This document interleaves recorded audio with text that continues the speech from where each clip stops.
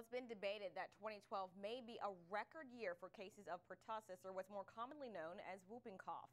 The Georgia Department of Public Health released a warning to its 8 metropolitan counties that the illness is on the rise in the area. Experts say the sickness, which first shows up like a common cold and then develops into gasping coughing fits, shouldn't be taken lightly because it targets the helpless. Pertussis is a very serious disease, and it's most serious in our most vulnerable population, our children. Vaccinations can begin as young as 2 months old. Jenkins says if you're around children regularly, it's important to keep up your booster shots so you don't accidentally infect them.